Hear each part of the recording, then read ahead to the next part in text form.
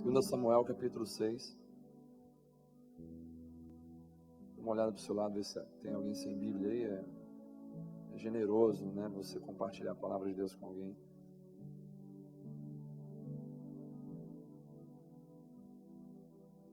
Segundo Samuel 6, a partir do verso 1. A palavra de Deus diz assim: Tornou Davi a juntar todos os escolhidos de Israel em número de 30.000. E se dispôs, e com todo o povo que tinha consigo, partiu para Baalá de Judá, para levarem de lá para cima a arca de Deus, sobre a qual se invoca o nome do Senhor dos Exércitos, que se assenta acima dos querubins. Puseram a arca de Deus num carro novo, e a levaram da casa de Abinadab, que estava no outeiro, e Uzá e Aiô, filhos de Abinadab, que guiavam o carro novo. Levaram-no com a arca de Deus da casa de Abinadab, que estava no outeiro, e Aiô ia diante da arca. Davi e toda a casa de Israel se alegravam perante o Senhor com toda sorte de instrumentos de pau, de faia, com harpas, com saltérios, com tamboris, com pandeiros e com símbolos. Quando chegaram à eira de Nacon, estendeu Uzá a mão à arca de Deus e a segurou, porque os bois tropeçaram. Então a ira do Senhor se acendeu contra Uzá, e Deus o feriu ali por esta irreverência, e morreu ali junto à arca de Deus. Assim se desgostou Davi, porque o Senhor irrompera contra Uzá, e chamou aquele lugar Pérez Uzá, até o dia de hoje. Temeu Davi ao Senhor naquele dia e disse: Como virá a minha arca do Senhor? Não quis Davi retirar para junto de si a arca do Senhor para a cidade de Davi, mas a fez levar à casa de Obed-edom, o geteu. Ficou a arca do Senhor em casa de Obed-edom, o geteu, 3 meses, e o Senhor o abençoou e a toda a sua casa. Então avisaram a Davi, dizendo: O Senhor abençoou a casa de Obed-edom e tudo quanto tem. Por amor da arca de Deus foi, pois, Davi, e com alegria fez subir a arca de Deus da casa de Obed-edom à cidade de Davi. Sucedeu que quando os que levavam a arca do Senhor tinham dado 6 passos, sacrificava ele bois e carneiros cevados. Davi dançava com todas as suas forças diante do Senhor, e estava cingido de uma estola sacerdotal de linho. Assim Davi, com todo Israel, fez subir a arca do Senhor com júbilo e ao som de trombetas. Amém? Feche os seus olhos mais uma vez, vamos orar ao Senhor. Pai, muito obrigado pela sua palavra, muito obrigado pela sua presença nesse lugar. É o que nós precisamos. Precisamos da sua presença, precisamos da sua palavra, precisamos ouvir sua voz. Prepare em nós, Deus, por favor, um lugar capaz de absorver a sua palavra. Transforma o nosso coração em terreno fértil, para que a sua semente, Deus, a semente da sua palavra possa cair em nós, e que nós possamos produzir frutos que te glorifiquem, Deus. Fala com a gente, Deus. Só um sussurro da sua voz será o suficiente para mudar a nossa história. Usa a minha vida mais uma vez como instrumento teu nesse altar. Pois o que importa para mim é que o Senhor cresça e eu diminua. Tira todo espírito contrário ao Espírito do Senhor agora, Deus. Libera o ambiente, libera mentes e corações. Tira todo sentimento, pensamento que bloqueia, que trava o entendimento da sua palavra agora. Espírito Santo de Deus, tu és o maior ministro aqui nesse lugar. E nós te damos toda a liberdade de agir na nossa vida agora, em nome de Jesus. Amém e amém. O tema da minha mensagem nessa noite é o comportamento diante da presença de Deus. Quantos estão sentindo de verdade a presença de Deus nesse lugar? Pastor, como é que eu sinto a presença de Deus? Você sente a presença de Deus quando algumas coisas começam a mudar, quando você se encontra no local onde Ele se manifesta. Quando, por exemplo, você entra num local como esse triste, você começa a ficar alegre. Quando você entra num local como esse pesado, e você começa a ficar aliviado. Quando você entra preso e você começa a ficar livre. Quando os seus pensamentos começam a voar nas asas do Espírito Santo de Deus e começa a surgir dentro de você sentimentos puros, pensamentos puros. A presença de Deus, ela é essencial nesse lugar. Quando você vem para uma igreja, com toda certeza você vem em busca da presença de Deus. É como se você fosse a uma sorveteria esperando encontrar ali o melhor sorvete, numa churrascaria esperando encontrar o melhor churrasco. Quando você vem para a casa de Deus, obviamente, a presença dele deve estar presente aqui. Porque se você vai numa sorveteria e não tem sorvete, você tem que chamar o responsável e perguntar para ele: o que está havendo? Você precisa mudar o nome desse lugar. Porque se não tem sorvete, por que se chama sorveteria?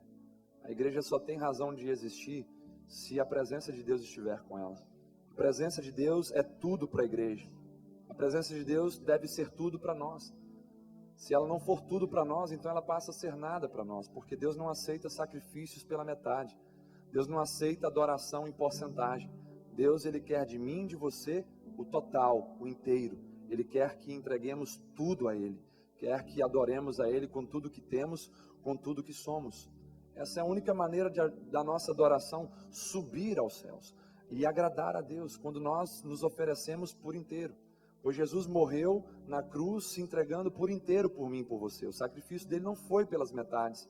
O sacrifício dele foi perfeito, foi total, foi inteiro. E por isso ele trouxe para mim e para você novas oportunidades, trouxe para mim e para você salvação eterna, trouxe para mim e para você um novo nome, nova identidade, novo propósito e um destino para estarmos com ele para todo sempre. E amém, e amém. Aleluia.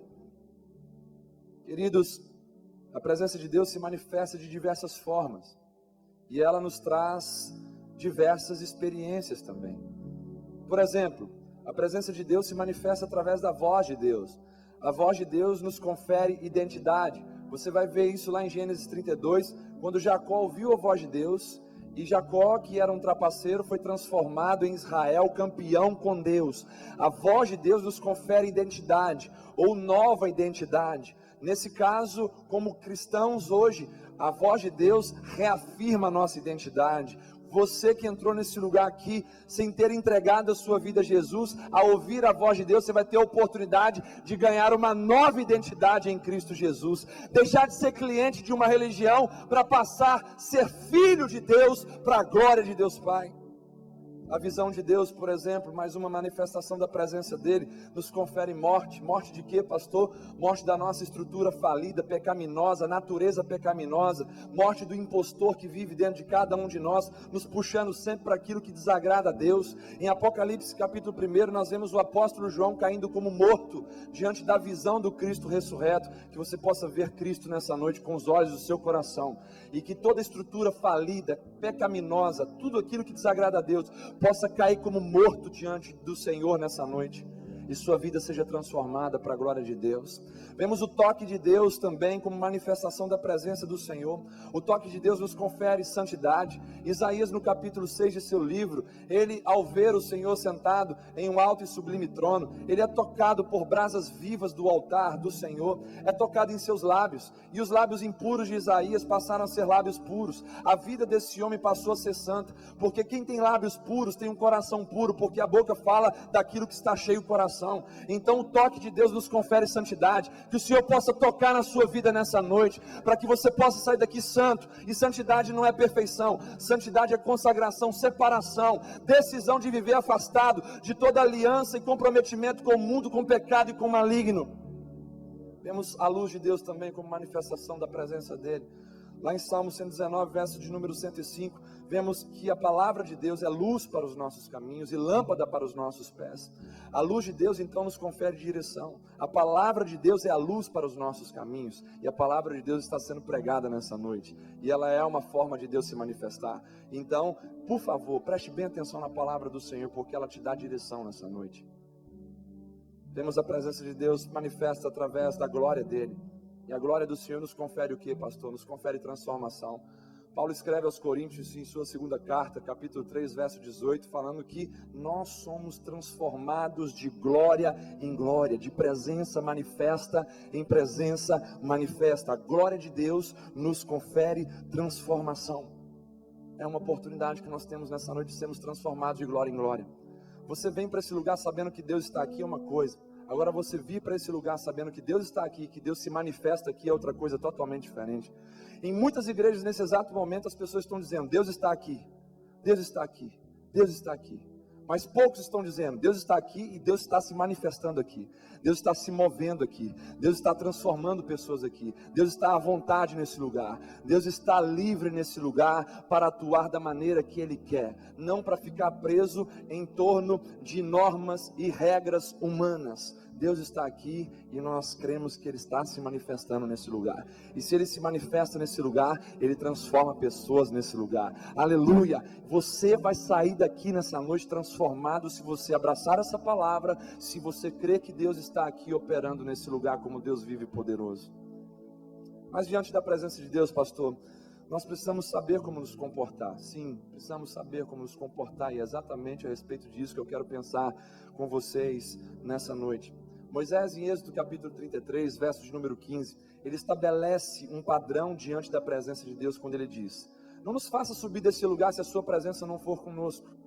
Qual é o padrão que Moisés estabelece diante da presença de Deus? Ele só se movimentaria se a presença de Deus estivesse com ele. Que essa seja a verdade da minha vida e da sua. Que possamos nos movimentar somente se a presença de Deus estiver com a gente. Se não estiver, que não demos nenhum passo sem a presença dele. Vemos Jesus em Mateus capítulo 11, verso 12, dizendo que o reino dos céus é tomado por esforço. Aqui Jesus estabelece um padrão em nossa relação com a sua presença e com o seu reino. E o padrão que Jesus estabelece em relação à sua presença e o seu reino se chama esforço. Esforço. Precisamos suar para caminharmos com Jesus. Precisamos nos esforçar para caminharmos com Jesus e no seu reino. É preciso suar para carregar a presença de Deus com a gente. O texto que nós lemos no início, lá em 2 Samuel capítulo 6, nos mostra duas situações diferentes do povo de Israel em relação à arca de Deus, em relação à presença de Deus. Dos versos 3 aos versos 5, nós vemos Davi aqui decidindo trazer a arca de Deus da casa de Abinadab de volta para Jerusalém. Mas o processo foi errado. O processo foi errado pelo menos em duas áreas: o transporte da arca e o comportamento do povo. Eles transportaram a arca de Deus num carro de bois e fizeram festa antes de fazerem o sacrifício. Transportaram a arca de Deus sem suor, sem sacrifício, sem esforço. A lógica humana nessa situação bíblica foi colocar a arca pesada em uma carroça para uma viagem longa até Jerusalém de aproximadamente 16 quilômetros. Deus não se agradou dessa lógica irresponsável e preguiçosa. A irreverência de Uzá, filho de Abinadab, que tentou estabilizar o que Deus tinha balançado, trouxe morte e pavor no meio do povo de Israel. Queridos, o que nós aprendemos aqui? Às vezes alguém precisa morrer na irreverência diante de Deus, para que o nosso relacionamento com a presença dele venha a ser transformado. Muitas vezes a gente está esperando alguma coisa acontecer de grave para a gente acordar. Muitas vezes a gente está esperando, alguém que caminhou com Deus ou que caminha com Deus experimente algo terrível para que nós possamos acordar.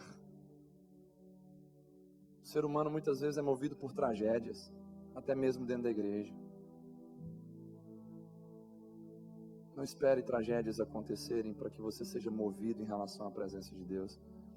Eu me lembro de uma história que aconteceu com uma jovem quando foi despedida sua avó, indo para uma balada. A avó disse para ela: filha, vai com Deus. E ela disse para a avó sorrindo: só se ele for no porta-mala, avó, olha o tanto de gente que tem nesse carro. Resultado: aqueles jovens sofreram um acidente, todos eles morreram. A polícia, quando foi averiguar o estado do carro, percebeu que no porta-mala havia algo interessante: uma caixa de ovos intacta. Será que experiências assim devem acontecer para que você acorde e mude o seu relacionamento ou comportamento diante da presença de Deus? Dos versos 13 ao 15, nós vemos um outro processo sendo feito. Davi então aprende a lição. E depois da arca ter passado 3 meses na casa de Obed-edom, o processo de devolução da arca de Deus a Jerusalém é retomado, porém dessa vez de um modo diferente. O transporte da arca e o comportamento do povo são diferentes. Transportaram a arca segundo a lei de Moisés, com os levitas utilizando varas de madeira nas argolas da arca, e fizeram festa somente depois do sacrifício. Eles entenderam que a arca, que a presença de Deus, só poderia ser carregada da maneira de Deus e não da maneira dos homens. Devemos carregar a presença de Deus não da nossa maneira, mas da maneira de Deus. Entenderam que deveriam suar para carregar a arca e que deveria ser feito sacrifício antes da festa. Por isso 6 passos davam, e bois e carneiros cevados eram sacrificados. A arca voltou para Jerusalém e ninguém morreu no processo. A adoração voltou a Jerusalém através da arca e deu nova vida ao povo. Queridos, Jesus abriu um novo e vivo caminho para mim e para você. O véu foi rasgado de cima a baixo. A presença de Deus não habita mais em templos feitos por mãos humanas. A presença de Deus habita dentro de mim, dentro de você. E Jesus conquistou algo tremendo na cruz, por mim e por você. Nós temos 24 horas de acesso livre à sala do trono do Pai. Nós temos 24 horas por dia para viver em adoração constante diante de Deus, sem barreiras, sem obstáculos, sem carneiros e bois sacrificados. Nós temos um novo e vivo caminho estabelecido pelo sangue de Cristo Jesus, o nosso Senhor. Mas a grande pergunta é: como tem sido o nosso comportamento diante da presença de Deus? Tantas pessoas vêm e vão nos cultos dessa e de outras tantas igrejas, dizendo: a presença de Deus estava naquele lugar, mas você atraiu ela para você? Será que Jesus passou desapercebido? Você vem nesse lugar em busca de sensações, ou você vem nesse lugar em busca de transformações? O que mais aprendemos com esse episódio de 2 Samuel 6? Nós não podemos transportar a glória de Deus em nossos programas, em nossas agendas, em nossos métodos, em nossos sistemas. Tudo isso é estrutura que não suporta a glória de Deus. Se quisermos avivamento, que significa mudança de cenário, nós teremos que suar, ao invés de ficar esperando alguém fazer alguma coisa. A grande verdade é que muitas pessoas vêm na igreja para ver o que vai acontecer, para avaliar as pessoas que estão na plataforma e dizendo: o que esse cara vai pregar aí? Será que ele vai pregar alguma coisa interessante? Será que ele vai falar alguma coisa que vai vir ao meu encontro e massagear o meu ego? Será que vão cantar as músicas que eu gosto? Será que a pregação vai ser no meu estilo? Muitas pessoas estão aqui, sabe, querendo ser servidas, e o reino de Deus é o inverso. Você tem que servir, meu irmão. Um culto não é para o seu agrado, um culto é para o Rei dos Reis e Senhor dos Senhores. Você não vem aqui para avaliar as pessoas, você vem aqui para se autoavaliar. Culto bom é aquele que você presta a Deus com a sua adoração e se autoavalia e se elege como culpado de suas próprias desgraças, ao invés de ficar transferindo culpa para os outros, fazendo papel de covarde e não transformando nem a sua realidade, muito menos a realidade da sua família e desse país. Deus está se cansando das maneiras do homem conduzir sua presença. E por isso, exatamente por isso, Ele está sacudindo as estruturas como sacudiu a carroça que carregava a sua arca. Com propósito de quê, pastor? Com propósito de voltarmos a fazer do jeito dele, não do nosso jeito. Deus não quer ninguém sustentando ou segurando o que Ele está derrubando. Não bote a mão naquilo que Deus está mexendo. Não bote a mão naquilo que Deus está derrubando. Não coloque a mão naquilo que Deus está demolindo. Porque o resultado pode ser morte, não física, mas morte espiritual para você. Se Deus está mexendo, deixa Ele mexer. Porque o propósito dEle é fazer com que você entenda que é do jeito dEle que devemos fazer, não do nosso jeito. Os caminhos de Deus para o avivamento são mais altos e mais suados do que os nossos. A arca de Deus, ela não pode ser transportada. A arca de Deus deve ser carregada. A presença de Deus não pode ser transportada. Muitos, sabe, querem botar a presença de Deus no piloto automático, botar a presença de Deus nos programas da igreja, nos eventos, nas agendas, nos métodos. Querem botar a presença de Deus em cima disso, para que isso venha transportá-la. Não, a presença de Deus não pode ser transportada. A presença de Deus deve ser carregada. E ela deve ser carregada dentro de nós. Nós somos a casa favorita de Deus. Fala para quem está do seu lado, nós somos a casa favorita de Deus.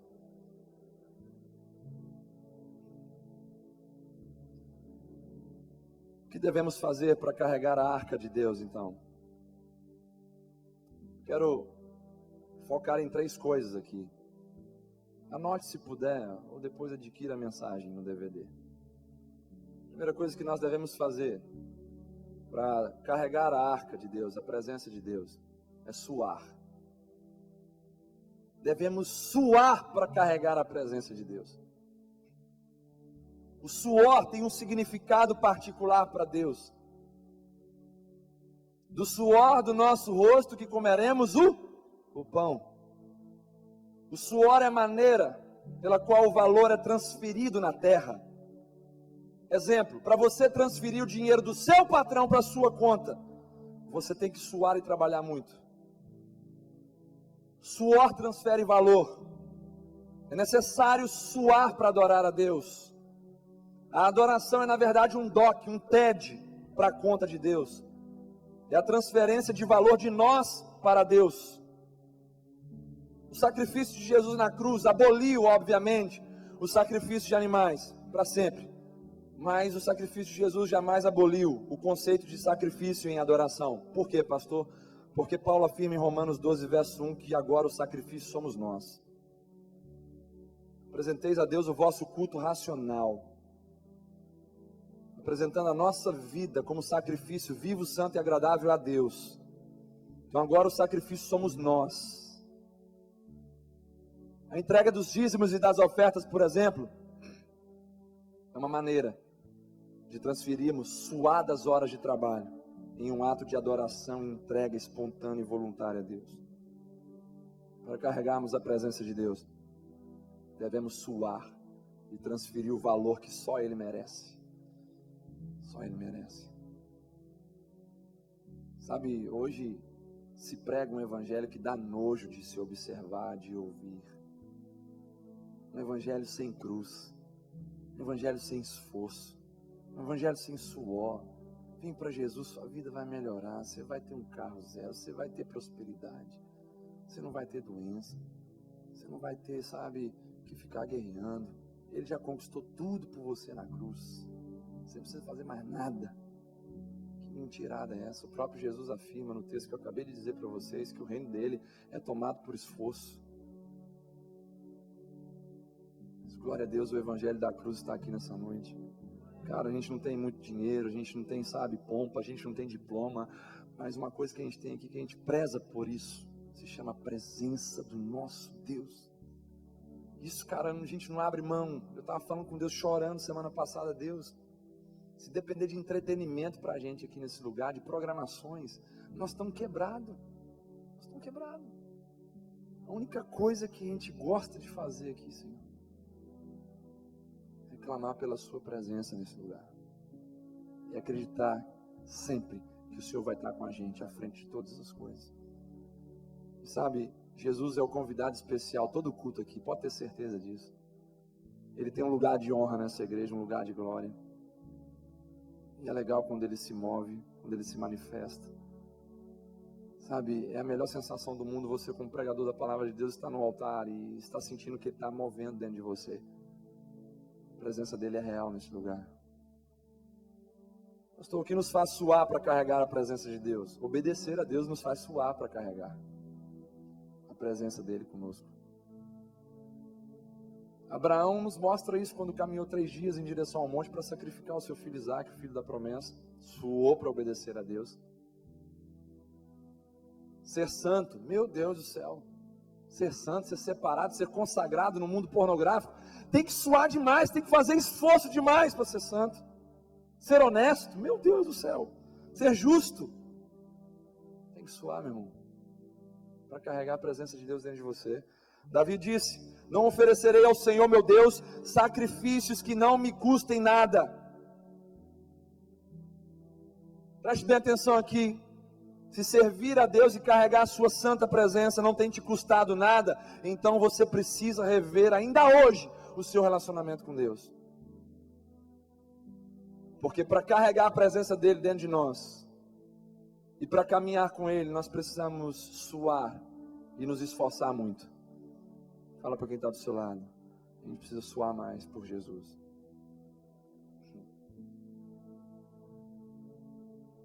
Segunda coisa que precisamos fazer para carregar a arca de Deus. A primeira delas, suar, se esforçar. A segunda, nos expor, tirar as nossas máscaras. Usar, filho de Abinadab, aquele que morreu fulminado no texto de 2 Samuel 6. Ele usava a máscara da intimidade e a máscara do sacerdócio. E Deus tratou de revelar a todos a irreverência que estava por detrás dessa máscara. Igreja, preste bem atenção aqui. Deus não se relaciona com um povo ou pessoas que usam máscaras. A igreja de Sardes, em Apocalipse capítulo 3, tinha fama de que vivia, mas na verdade estava morta. Nesse texto de Apocalipse capítulo 3, nós vemos a indignação de Deus dizendo: eu prefiro me relacionar com um defunto do que com uma igreja de máscaras. Um texto extremamente duro, onde Deus falava com a igreja. É melhor que você termine de matar o que está vivo do que você continuar usando máscaras na minha presença. E Deus fala: se não houver arrependimento, eu virei contra ti como ladrão.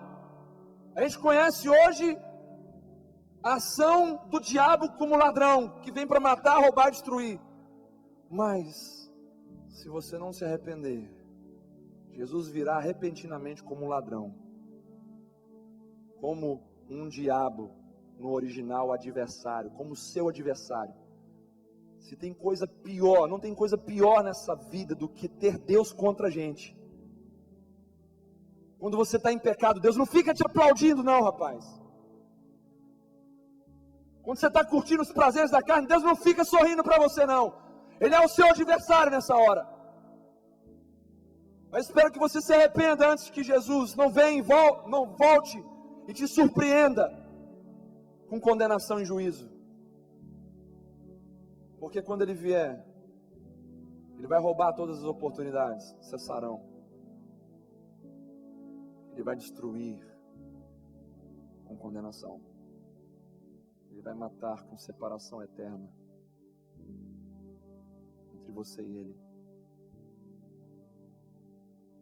É preciso tirar as máscaras.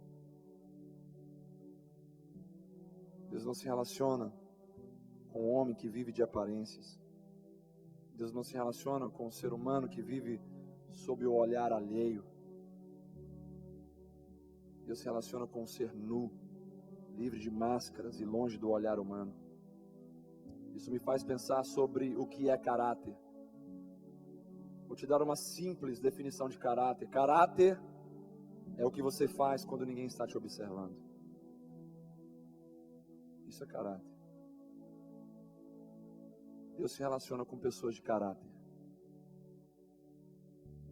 A presença de Deus não pode habitar e muito menos se mover no meio de um povo que usa máscaras. Máscaras nos impedem de ter intimidade com Deus. Por quê? Porque estabelecem religiosidade em nós. O que é religiosidade? É você fazer as coisas para Deus sem prazer, sem intimidade, sem proximidade. Somente para se parecer diante dos homens. Tire as máscaras. Por favor, tire as máscaras. Ah, pastor, mas eu não sabia que eu usava máscaras até essa pregação. Tire as máscaras. O Espírito Santo de Deus tem falado com pessoas aqui que está cansado de você vestir essa máscara de crente todo domingo. Quando você volta para casa, você volta a ser a pessoa que você é, insuportável. São dois mundos distintos. O mundo que nós estamos inseridos, onde nós observamos pessoas aqui, gente que tem cara de ser gente boa, gente que tem cara de ser crente, gente que tem cara de ser ungido, gente que tem cara de ser santo, gente que tem cara de ser apaixonado por Jesus, mas quem está vendo o interior é o Senhor, num outro mundo, num outro aspecto. Está vendo que é só cara, que é só aparência, é só máscara. Dentro de casa bate na mulher, briga com os filhos, com ignorância. Mente no trabalho, é desonesto no serviço. É um adúltero, um pornográfico?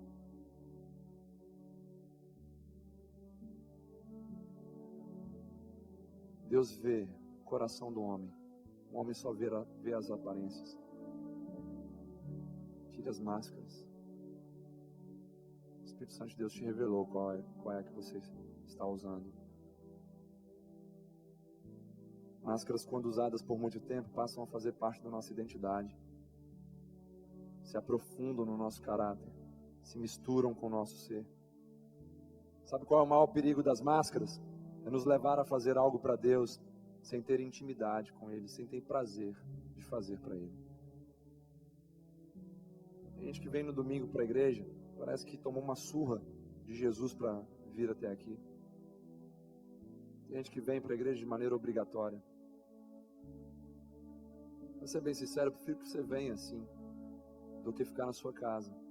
Mas eu não posso deixar de te dizer que você está errado. Prefiro que você venha assim, sabe? Pensando em cumprir uma obrigação religiosa. Porque aqui você corre sério risco de ser transformado e não voltar a mesma pessoa para casa. Mas você tem que entender que para Deus tem que ser feito com amor. Para Deus tem que ser feito por amor. A relação da igreja brasileira com Deus é uma relação de barganha. É uma relação de troca o tempo inteiro. Eu vou fazer essa campanha para ser curado. Eu vou fazer essa campanha para ganhar dinheiro. Eu vou fazer essa campanha para crescer nisso, naquilo. Sempre troca. Onde é que está a campanha das 7 semanas para tomar vergonha na cara e se aproximar de Deus sem interesses superficiais? Onde é que estão essas campanhas? Chega de troca, chega de barganha. Quem fica trocando com Deus são pessoas que têm máscaras. Qual é a cura então, pastor? Quando nós temos intimidade com Deus. Intimidade você conquista investindo o seu tempo em Deus. Quando você tem intimidade com Deus, o homem de máscaras, entre parentes, cliente, é colocado de frente com o homem sem máscaras, entre parentes, filho. E a presença de Deus define a morte desse homem de máscaras e exalta e prevalece o homem sem máscaras, destrói o cliente e faz prevalecer o filho íntimo de Deus. Nessa noite você está diante da presença de Deus e a mensagem e o ministro Espírito Santo de Deus está te direcionando a esse conflito entre naturezas dentro de você. Uma natureza que te puxa para a religiosidade, uma natureza que te puxa para as máscaras, e a outra natureza que quer te levar para Deus, que quer viver para Deus, que quer se consagrar, se santificar, se purificar em Deus. A presença de Deus te traz essa oportunidade de você escolher com qual natureza você vai ficar. Ela, a presença de Deus, te confere poder e autoridade nessa noite para você destruir e dizer não mais para esse homem de máscaras e viver sem máscaras diante de Deus. Só poderemos carregar a presença de Deus se estivermos livres de máscaras. O pior estágio das máscaras é fazer com que pessoas morram de fome em plena casa do pão. Cara, isso é dolorido de falar. Horroroso. O pior estágio de quem usa máscaras é estar na casa do pão e morrer de fome espiritual. É estar diante da fonte de águas vivas e morrer de sede. É o pior estágio de quem usa máscaras. Você no seu interior morrendo de fome, morrendo de sede, mas as máscaras têm que manter a aparência. As máscaras têm que manter a dignidade. O que vão falar de mim se eu chorar? O que vão falar de mim se eu gritar como cego Bartimeu à beira do caminho, gritando como louco, Jesus, filho de Davi, tem compaixão de mim? O que vão pensar de mim se a minha maquiagem borrocar? O que vão pensar de mim se me verem no estado deplorável de humilhação e rendição diante de Deus? Máscaras que caiam em nome de Jesus. Caiam da sua vida em nome de Jesus. Que seja como Bartimeu, que seja batizado com o caráter de Bartimeu, que perguntou: quem é que está passando aqui perto? falava para ele: Jesus, quem é que está passando aqui perto? Jesus, em outras palavras, parafraseando Bartimeu, ele disse: cara, sai da minha frente, porque eu estou a ponto de perder toda a minha dignidade. Eu vou atrás desse homem, porque ele vai mudar a minha vida. Ele se pôs a gritar, e a multidão mandando ele calar. Cala a boca, rapaz! Está vendo que está todo mundo quietinho nessa reunião? Todo mundo quietinho nessa multidão? Você não está vendo ordem e decência aqui? E ele se punha a gritar cada vez mais alto: Jesus, filho de Davi, tem compaixão de mim. Ninguém na multidão parou Jesus como Bartimeu parou. Quando Jesus ouviu o clamor daquele homem, ele falou: manda trazer. Esse homem é cego, mas o coração dele já me enxergava antes. Mas eu vou curar e vou abençoar a vida dele. Bartimeu não se prendeu a máscaras. Tanta gente vendo o culto, fala: cara, não pega bem. Eu sou um advogado, sou, um doutor, um mestre, um professor. A reputação se tornou um grande Deus dessa geração. As pessoas vivem se movendo em torno da sua reputação. E qual é a consequência para essa geração? Pessoas sem identidade. O que faço? As pessoas ficam sempre se perguntando: o que eu faço para as pessoas gostarem mais de mim? O que eu faço para ser mais respeitado? E aí elas acabam vendendo as suas identidades. Eu tenho que ficar quieto nesse grupo para mim ser respeitado, para as pessoas gostarem de mim, então eu vou ficar quieto. Nesse aqui eu tenho que falar mais, então eu vou falar mais para ser respeitado e as pessoas gostarem de mim. Aqui eu tenho que falar de sexo, aqui eu tenho que falar de carro, então eu vou falar para as pessoas gostarem de mim. Reputação! Manda ela para o inferno nessa noite, senão você vai com ela para o inferno. Chega disso. Comece a se enxergar no espelho da palavra. Comece a olhar para a palavra de Deus e falar: Deus, me mostra a minha verdadeira face. Ao invés de ficar buscando a sua identidade nas curtidas e comentários das suas redes sociais. Uma geração doente, que para melhorar a sua autoestima, bota uma roupa legal, vai para um lugar bonito, tira foto e posta no Facebook, só para ficar curtindo ali as suas massagenzinhas de ego. Vai ver o que a palavra de Deus está dizendo a seu respeito. Glória a Deus, você veio nesse lugar nessa noite. E a gente não tem medo de falar a verdade, porque a verdade não tem compromisso nenhum com o seu conforto. A verdade tem compromisso com a sua transformação. E glória a Deus, você veio aqui. Quer carregar a presença de Deus? Tem alguém animado em carregar a presença de Deus na sua vida? Tem que suar. Tem que se expor. Tem que tirar as suas máscaras. E eu sei que o Espírito Santo de Deus está esfregando na sua cara as máscaras que você usa. Por último, terceira coisa que precisamos fazer para carregar a presença de Deus: precisamos estabelecer um trono sustentável para Ele.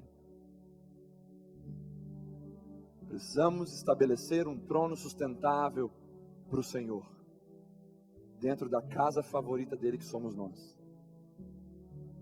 A glória de Deus no Antigo Testamento significava kabod, que quer dizer peso ou esplendor pesado. Entenda melhor através dessa ilustração. Estou lendo um livro do Tom Tenney, chamado A Casa Favorita de Deus. Esse livro tem falado profundamente no meu coração. Então me fala que tinha um amigo obeso, que tinha passado por inúmeras situações constrangedoras por causa do seu peso. E esse amigo dele chegou ao ponto de passar na casa dos colegas e amigos e olhar pela fresta da janela e observar os móveis da sala.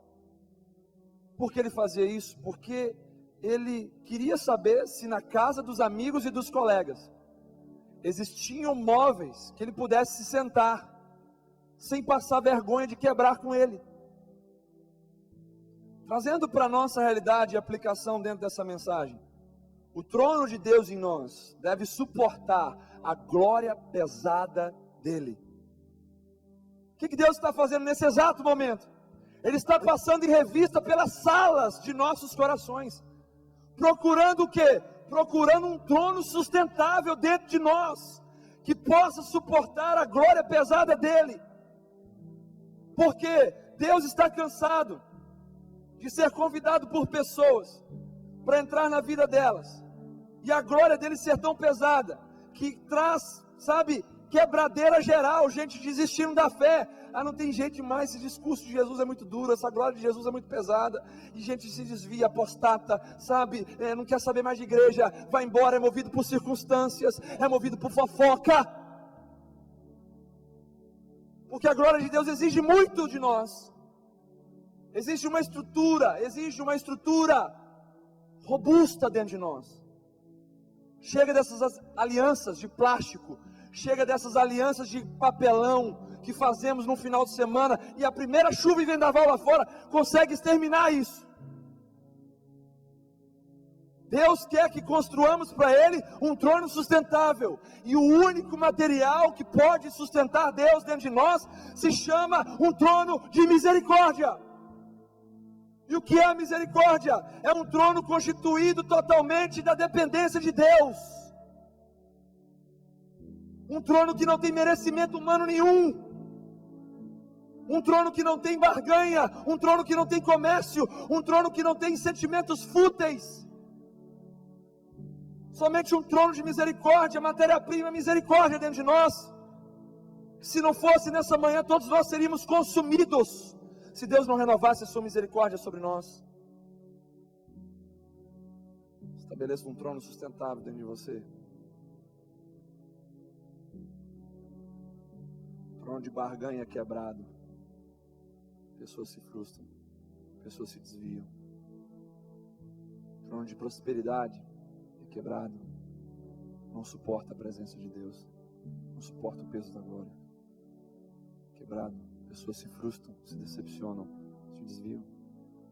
Agora um trono de misericórdia suporta a glória pesada de Deus, porque o trono de misericórdia está isento de quaisquer sentimentos superficiais, mesquinhos, mundanos, terrenos e materialistas. Estabeleça um trono de misericórdia na sua vida. Deus vai entrar e vai ficar dentro de você. Deus vai morar dentro de você. Deus vai se manifestar constantemente dentro de você. Porque Ele sabe que você vai segurar Ele com o seu trono de misericórdia. Ele sabe que você não está querendo barganhar com Ele, você só quer ser filho. Você só quer ser dependente dEle. Você só quer reconhecer todos os dias pela manhã: Deus, Pai nosso que estais nos céus, santificado seja o teu nome. Venha a nós o teu reino, seja feita a tua vontade, assim na terra como nos céus. O nosso de cada dia nos dá hoje. Deus deu pão para mim hoje, cara. Deus está dando pão para você hoje. Será que você pode agradecer a Ele nesse momento? Deus deu pão para a gente. Sabe, esses últimos dias eu tenho vivido como se estivesse diante do carregar dos braços de Deus. Sabe o que eu descobri nesses últimos dias? Que o nosso Deus, Ele canta canções de niná pra gente quando a gente está para dormir. E a gente dorme bem, sem remédio. A gente dorme bem. Um Deus amigo, Deus presente, Deus Pai, Emmanuel, Deus conosco, Deus com a gente. Deus que canta canções de niná pra mim. Essa noite eu vou dormir, Ele vai cantar mais uma canção de niná para mim. Eu vou dormir conversando com Ele, falando: Pai, obrigado por esse dia, pelo pão que o Senhor me deu, por ter me transformado enquanto eu estava pensando que estava transformando a vida de pessoas, por ter sido o maior abençoado enquanto pregava a sua palavra. Nosso Deus é totalmente diferente de qualquer outra coisa que você já provou ou possa provar nesse mundo. Se você convidar a Ele, estabelecer um trono de misericórdia, Ele vai vir, vai se sentar e vai governar a sua vida. Não vai deixar você nunca mais ser a mesma pessoa. Sabe qual é o problema da nossa geração? As pessoas não estão se convertendo de verdade. Esses mais de 50 milhões de evangélicos nesse país são a maior vergonha da história do cristianismo de todos os tempos. Por que nós não fazemos a diferença nesse país? Porque só somos estatísticas. Porque só somos números. Porque só somos um bando de religiosos que usam máscaras.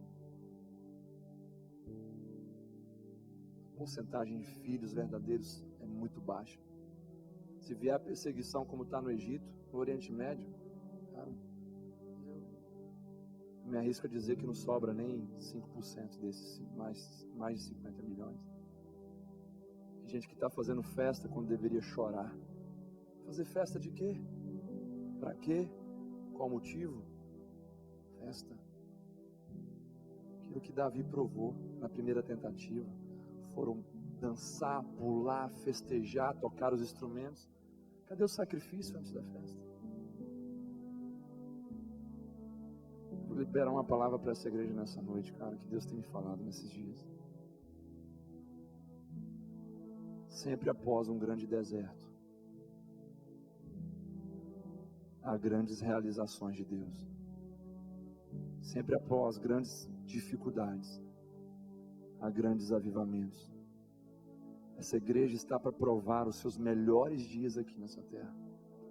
Mas eu não falo melhores dias de prosperidade, de bênçãos materiais.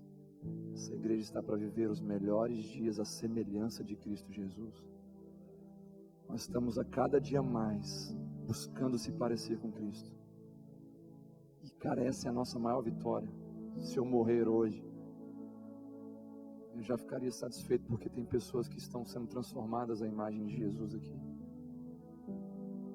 E esse é o maior legado que a gente pode deixar. Pessoas se parecendo com o amado de suas almas. Amém, querida? Se pareça com Jesus. Estabeleça um trono de misericórdia dentro do seu coração. Se exponha, tire suas máscaras, sue, se esforce. É hora de você sair do banco de reserva e entrar para valer nesse jogo da vida e jogar de verdade por amor a Cristo, cara. Você está muito tempo no banquinho de reserva. Faça alguma coisa. Sua família está morrendo, você não está fazendo nada por eles. Ainda diz que ama eles, minha família querida. Como é que você ama alguém que está indo para o inferno? Como é que você ama alguém que você sabe que daqui a alguns anos você não vai ver ele nunca mais? Por quê? Ou vai ver, né, se você for para o mesmo lugar que ele. Impossível de amar pessoas que você não se preocupe com a eternidade delas. Impossível amar pessoas, queridas, se você não tem, sabe, nenhum interesse pela eternidade delas. Tudo bem que a decisão é pessoal, é livre-arbítrio, sim, mas você tem que oferecer isso, cara, como instrumento do seu maior amor. Você tem que se tornar uma agência ambulante de transformação, onde as pessoas podem acessar você, e ao acessar você, vão acessar diretamente a Deus no trono.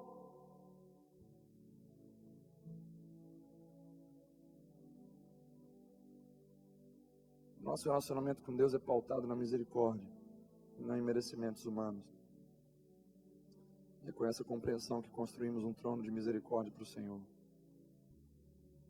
Termina essa mensagem dizendo que Deus não habita em templos feitos por mãos humanas. Mais uma vez eu falo isso. A casa dele hoje são os templos físicos. Sou eu, é você. Como templos de Deus, precisamos nos esforçar, sermos transparentes e organizados. Vou te fazer um pedido de fundo do meu coração, pedido de alguém que se importa com vocês. Estabeleça hoje, não comece essa semana sem fazer isso não. Estabeleça hoje um novo comportamento diante da presença de Deus. Não se comporte de maneira irreverente como usar, porque você vai acabar ficando afastado de Deus cada vez mais. Estabeleça um novo padrão de relacionamento com a presença de Deus nesse lugar, nessa noite, na sua vida. Curva sua cabeça, feche os seus olhos.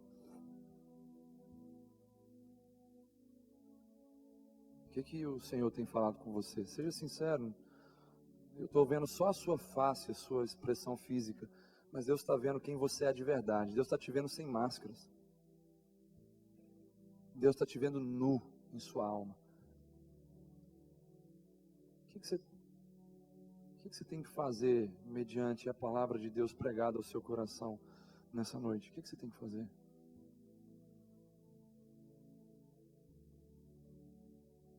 Você tem se esforçado? Você tem suado?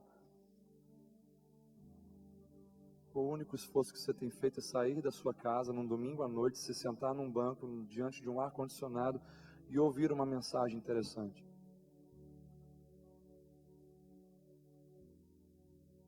Isso não é se esforçar.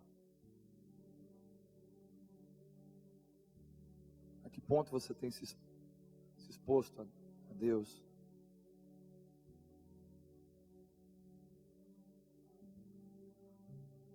Qual é o nível da sua preocupação com a sua reputação, com a sua imagem?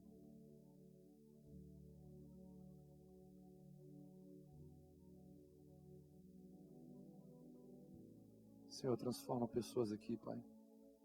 Em nome de Jesus, tem gente que vai enfrentar, Deus, muitas adversidades nessa semana, muitos desafios, muitos gigantes, Deus.